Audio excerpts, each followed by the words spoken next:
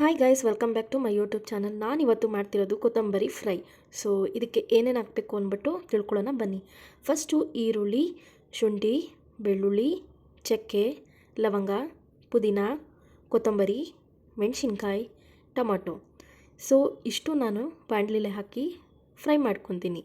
ಆನಂತರ ಇದನ್ನು ನಾನು ಮಿಕ್ಸಿಗೆ ಹಾಕಿ ಗ್ರೈಂಡ್ ಮಾಡ್ಕೊತೀನಿ. ಈಗ ನಾನು ಬಾಣಲಿಗೆ ಎಣ್ಣೆ ಹಾಕ್ಕೊಂಡು ಪುದೀನ ಮತ್ತು ಚಿಕನ್ ಆ್ಯಡ್ ಮಾಡ್ಕೊತಾ ಇದ್ದೀನಿ. ಅದೆರಡು ಆ್ಯಡ್ ಮಾಡಿದಾದಮೇಲೆ ರುಚಿಗೆ ತಕ್ಕಷ್ಟು ಉಪ್ಪು ಮತ್ತು ಅರ್ಧ ಸ್ಪೂನ್ ಅರಿಶಿನ ಹಾಕಿ ಚೆನ್ನಾಗಿ ಬಾಡಿಸ್ಕೊತಾ ಇದ್ದೀನಿ. ಬಾಡಿಸ್ಕೊಂಡಿದ್ದಾದಮೇಲೆ ಒಂದು ಪ್ಲೇಟ್ ಮುಚ್ಚಿ ಇಡ್ತಾಯಿದ್ದೀನಿ. ಆನಂತರ ಅದು ಸೂಪ್ ಬಿಟ್ಟೈತೆ.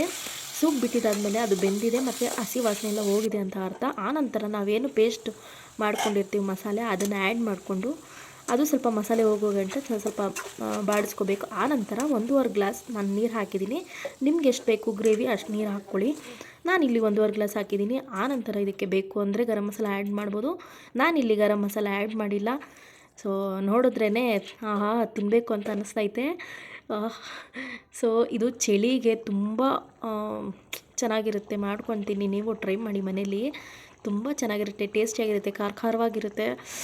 ನೋಡ್ತಾ ಇದ್ರೆ ತುಂಬ ತಿನ್ನಬೇಕು ಅನ್ನಿಸ್ತೈತೆ. ನೀವು ಒಂದ್ಸರಿ ಟ್ರೈ ಮಾಡಿ ನೋಡಿ ಮನೇಲಿ.